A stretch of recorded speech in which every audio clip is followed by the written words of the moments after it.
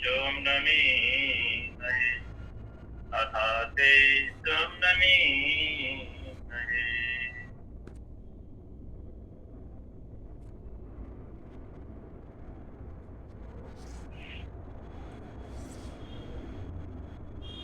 परमपिता परमात्मा की असीम कृपा से हम सभी यह योग कर रहे हैं और इसमें परमात्मा के गुणों का भी आप चर्चा कर लेते हैं और उसके नाम का भजन भी हो जाता है, चिंतन भी हो जाता है।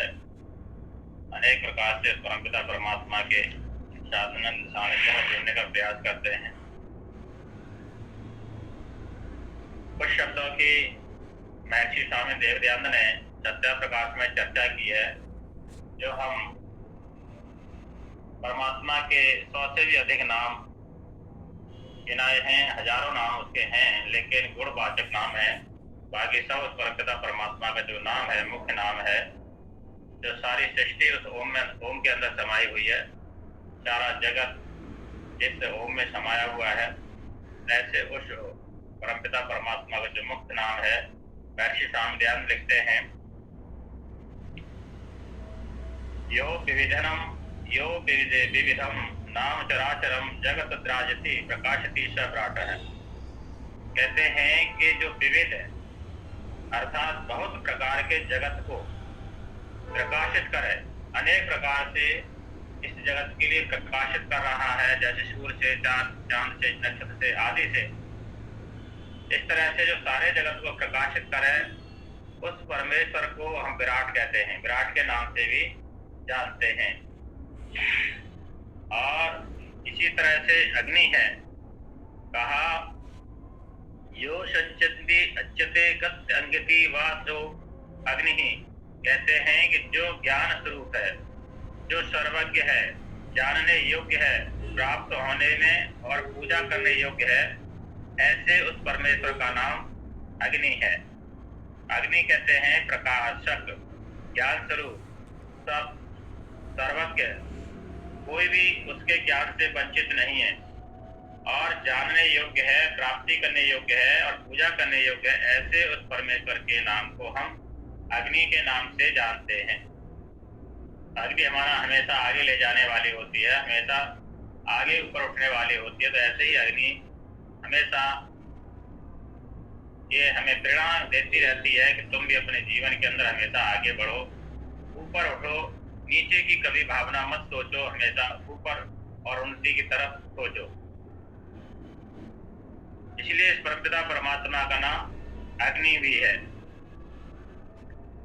और अगली बात कही विश्व, परमपिता परमात्मा का नाम विश्व है। कहा कि जिसमें आकाश आदि सब भूत प्रवेश कर रहे हैं, अर्थात जो इसमें व्याप्त होकर प्रविष्ट हो रहा है, इसलिए परमेश्वर का नाम विश्व है।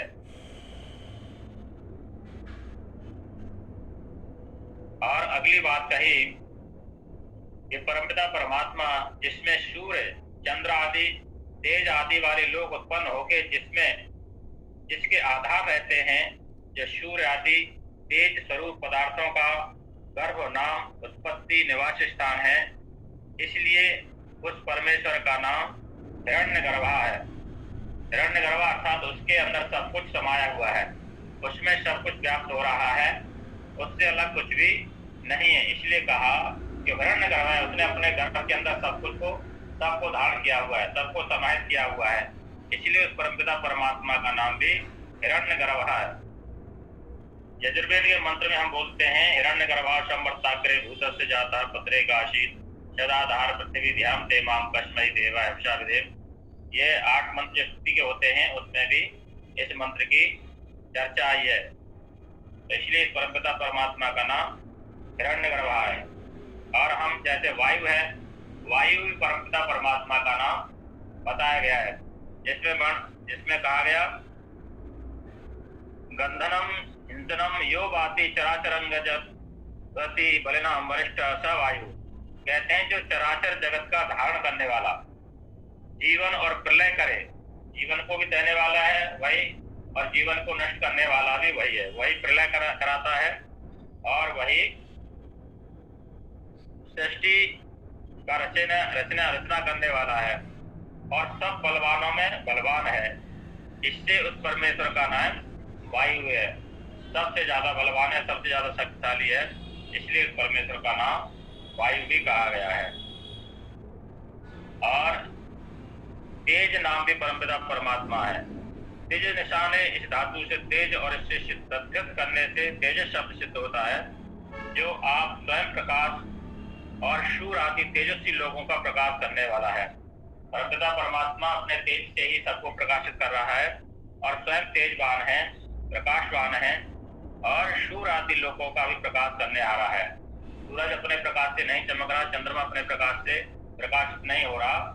परमपिता परमात्मा के तेज से ही, उसके ही प्रकाश से सारे प्रकाशित हो रहे हैं। इसलिए इस परमेश्वर का नाम भी तेजस कहा गया है। सब तेजों का तेज है, इसलिए कहा। और ईश्वर किस लिए कहा? ईश्वर भी परमपिता परमात्मा का नाम है। कहते हैं ईश्वरे, इस धातु से ईश्वर शब्द सिद्ध होता है और इसका प्रमाण दिया, यह ईष्टे सर्वेश्वरवान वर्तते स ईश्वर, जिसका सत्य विचार, शील, ज्ञान और अनंत ऐश्वर्य है। परमपिता परमात्मा का जो विचार है वो सत्य है, शील है, ज्ञान है और अनंत ऐश्वर्य से युक्त है। उसका कोई सीमा नहीं है ऐश्वर्य की। मनुष्य आजकल के